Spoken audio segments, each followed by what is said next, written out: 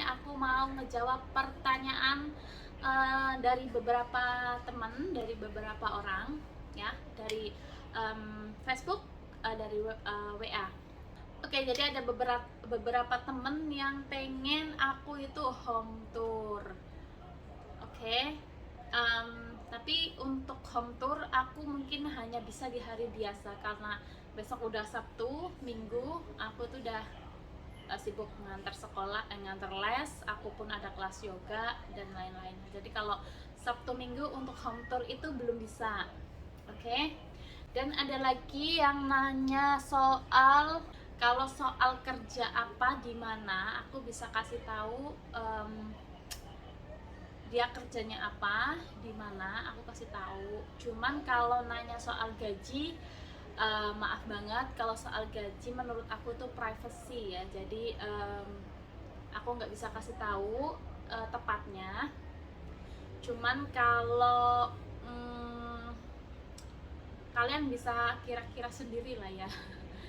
Jadi oke, jadi aku jawab dulu kalau home tournya next time ya. Jadi karena aku belum beres-beres dan aku pun karena sekarang aku juga mau jemput Koni lagi balet.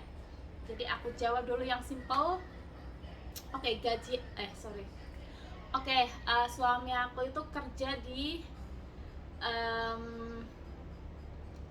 kalian tahu angpau yang aku bagi-bagikan kepada teman-teman TikTok itu adalah label dari kantor suami aku.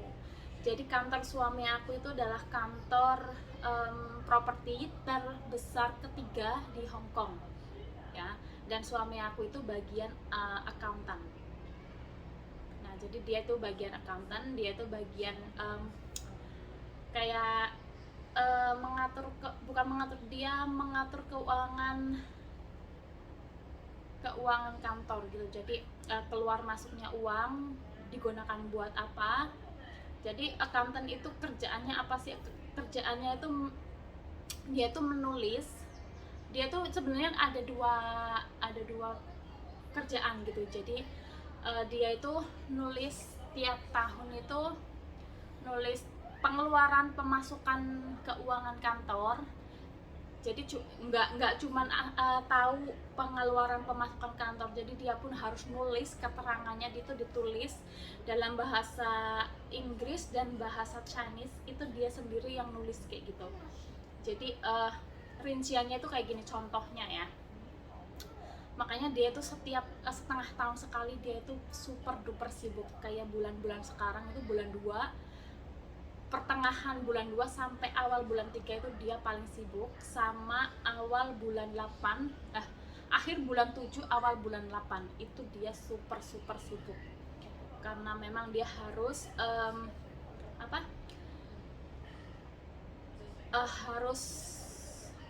harus laporan tahunan kayak gitu. Jadi kalau bulan 2 ini laporan 1 tahun dan bulan 8 itu laporan setengah tahun kayak gitu. Jadi contohnya itu seperti ini ya, gampangannya. Dia tuh sering cerita, sering curhat sama aku soalnya. Jadi aku tahu dia itu kerjaannya memang ngatur menghitung pengeluaran dan pemasukan keuangan kantor, tapi bukan cuma itu. Jadi itu ditulis pengeluaran tahun ini tuh buat apa aja, kayak pendahara aja sih ya kalau gampangannya. Jadi nulis keluar masuknya uang, buat apanya, dan tahun ini beli tanah di mana, mau bangun apa. Jadi dia itu harus merangkum kayak sebuah cerita kayak gitu. Misalkan tahun ini beli 5 tanah, terus tahun ini mau bangun bangunan apa kayak gitu, di mana.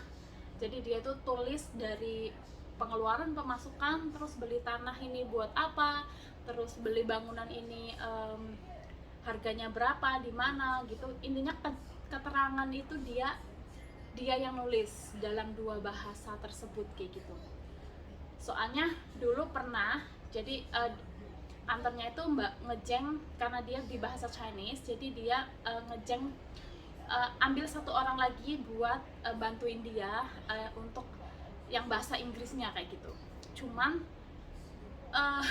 nggak bisa nyambung, nggak bisa gabung kayak gitu ya. Jadi suami pun tetap suami aku yang ngerjain. Jadi intinya dua bahasa itu dia yang ngerjain, dia satu orang yang mikir untuk laporan tahun ini. Jadi semua departemen dia ngasih ke suami aku cerita, intinya tokonya dia sekarang keadaannya kayak gimana, terus tokonya A B C D E itu, jadi ceritanya itu semua dirangkum jadi satu.